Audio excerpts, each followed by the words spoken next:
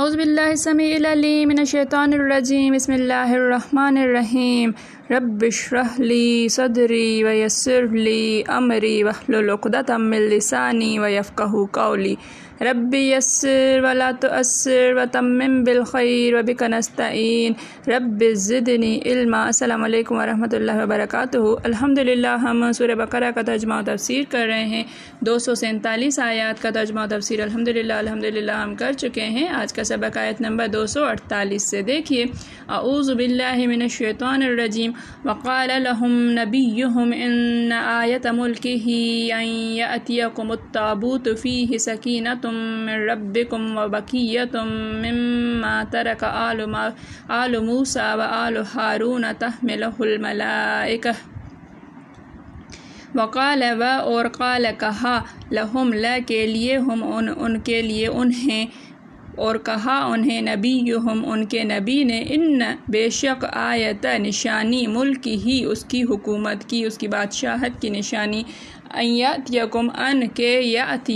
یاتی آئے گی کم تمہارے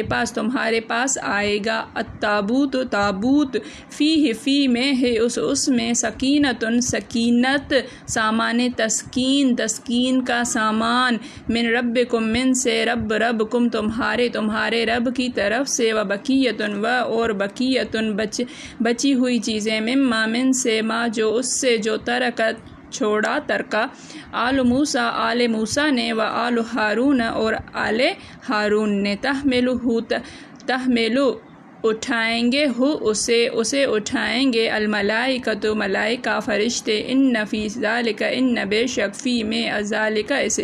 بے شک اس میں لآیتن لضرور آیتن نشانی ہے لکم لا کے لیے کم تمہارے لیے ان کنتم ان اگر کن ہو تم مؤمنین ایمان والے اگر تم ایمان والے ہو۔ وقال لهم نبیہم ان آیت ملکہ ان یأتیکم التابوت فیہ سکینۃ اور کہا ان کو ان کے نبی نے کہ اس بادشاہ کی نشانی اس بادشاہ کے حکومت کی نشانی یہ ہے کہ تمہارے پاس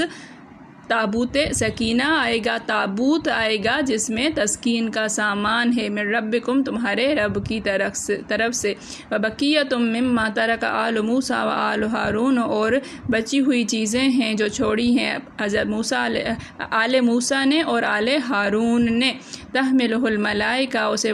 اٹھائے ہوئے ہوں گے فرشتے ان فی ذالک لآیۃ بے شک اس میں نشانیاں ہیں لکم تمہارے لیے ان کنتم مومنین اگر تم ایمان والے ہو۔ اور پیغمبر نے ان سے کہا کہ ان کی بادشاہی کی نشانی یہ ہے کہ تمہارے پاس ایک صندوق آئے گا جس کو فرشتے اٹھائے ہوئے ہوں گے، اس میں تمہارے پروردگار کی طرف سے تسلی بخشنے والی چیز ہوگی اور کچھ اور چیزیں بھی ہوں گی جو موسیٰ اور ہارون چھوڑ گئے تھے۔ اگر تم ایمان رکھتے ہو تو یہ تمہارے لیے ایک بڑی نشانی ہے۔ اب ذکر ہو رہا ہے تابوت سکینہ کا، جیسے کہ ہم نے پیچھے پڑھا کہ بنی اسرائیل سے تابوت سکینہ ایک صندوق نما چیز تھی جس کے اندر بقیات تھیں حضرت موسیٰ علیہ السلام کی اور حضرت ہارون علیہ السلام کی، اور اللہ تعالیٰ نے اس میں ایک ایسی تاثیر رکھی تھی کہ جب بھی وہ جنگ کے دوران اس کو آگے رکھتے تھے تو اس کی برکت سے، اس تابوت سکینہ کی برکت سے وہ جیت جایا کرتے تھے۔ جنگوں میں یہ تابوت ان سے چھین لیا گیا تھا اور کافی عرصے تک ان کے پاس نہیں موجود تھا، تو اس بادشاہ کے لیے جو انہوں نے اعتراض کیے کہ یہ شاہی خاندان سے نہیں ہے، تو ان کے نبی نے کہا کہ اس کی نشانی یہ ہے کہ بادشاہت کی اس کی نشانی یہ ہے کہ وہ تابوت سکینہ فرشتے اٹھائے ہوئے آپ کے پاس آ جائیں گے۔ مختلف اقوال ہیں اس کے بارے میں کہ تابوت سکینہ کیا تھا، تو دیکھیے نبی فرما رہے ہیں کہ طالوت کی بادشاہت کی پہلی علامت برکت یہ ہے کہ کھویا ہوا تابوت سکینہ انہیں پھر مل جائے گا، جس میں وقار و عزت، دل جمعی اور جلالت، رافت و رحمت ہے، جس میں اللہ کی نشانیاں ہیں جنہیں تم بخوبی جانتے ہو۔ بعض کا قول ہے کہ سکینہ ایک سونے کا تشت تھا جس میں انبیاء کی دل دھوئے جاتے تھے، جو حضرت موسیٰ کو ملا تھا، ایک تشت تھا وہ اسے کہہ رہے ہیں، اور جس میں آپ نے تورات کی تختیاں رکھی تھی حضرت موسیٰ علیہ السلام نے۔ کسی نے کہا ہے اس کا منہ بھی تھا جیسے انسان کا منہ ہوتا ہے، اور روح بھی تھی، ہاتھ بھی تھا، دو سر بھی تھے، دو پر بھی تھے اور دم بھی تھی۔ وہب بن منبہ کہتے ہیں مردہ بلی کا سر تھا، جب وہ تابوت میں بولتا تو انہیں نصرت کا یقین ہو جاتا اور لڑائی فتح ہو جاتی۔ یہ قول بھی ہے کہ ایک روح تھی اللہ کی طرف سے، جب کبھی بنی اسرائیل میں کوئی اختلاف پڑتا یا کسی بات کی اطلاع نہ ہوتی تو وہ کہہ دیا کرتی تھی۔ حضرت موسیٰ علیہ السلام اور حضرت ہارون علیہ السلام کے ورثے کے باقی حصے سے مراد لکڑی اور تورات کی تختیاں، اون اور کچھ ان کے کپڑے اور جوتے وغیرہ تھے۔ حضرت ابن عباس فرماتے ہیں رضی اللہ تعالیٰ عنہ کہ فرشتے آسمان و زمین کے درمیان اس تابوت کو اٹھائے ہوئے سب لوگوں کے سامنے لائے۔ حضرت طالوت بادشاہ کے سامنے لا رکھا اور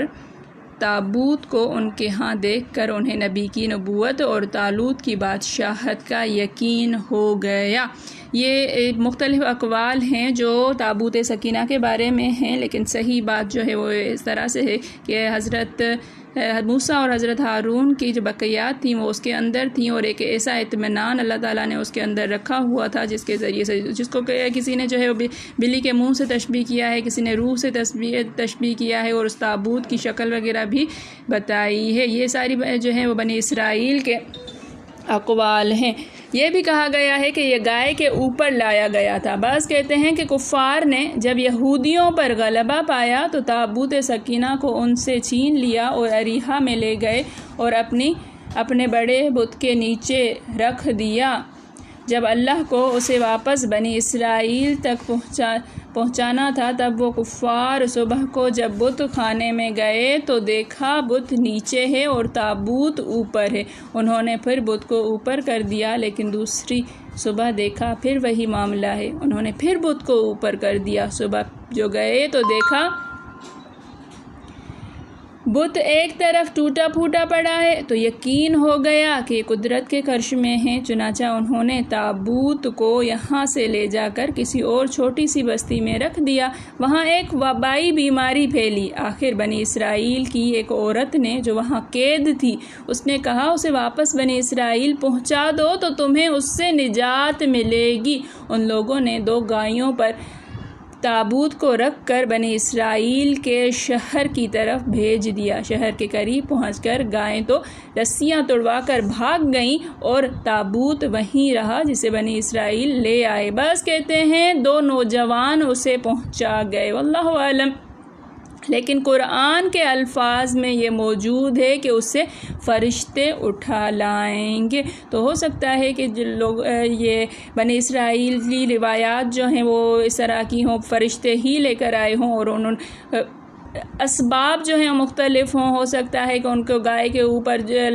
لادا گیا ہو اور وہ ہانکتے ہوئے فرشتے اس کو لے کر آئے ہوں۔ ہو سکتا ہے کہ لڑکوں کی شکل میں فرشتے ہوں، واللہ اعلم، اللہ تعالیٰ کی یہ ساری باتیں ہیں۔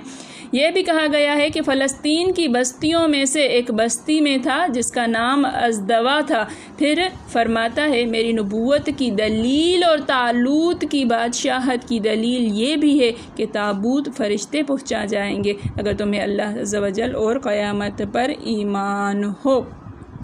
یہ رہا آج کا سبق کہ حضرت شمعون علیہ السلام نے ان سے کہا تھا کہ اب تابوت سکینہ یہاں پر ان کو واپس مل گیا، بنی اسرائیل کو واپس مل گیا ہے۔ آگے جو ہے وہ کس طرح سے اب حضرت طالوت جو ہیں وہ جالوت کو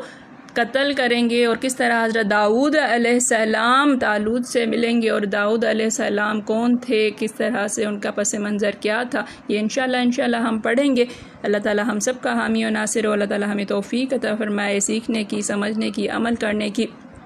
میرے پڑھانے میں، آپ کے پڑھنے میں، میرے سمجھانے میں، آپ کے سمجھنے میں کوئی غلطی، خطا، بھول چوک ہو گئی ہو تو میں اللہ کے حضور میں توبہ کرتی ہوں اور معافی کی خواستگار ہوں۔ ربنا تقبل منا انک انت السمیع العلیم۔ السلام علیکم ورحمۃ اللہ وبرکاتہ۔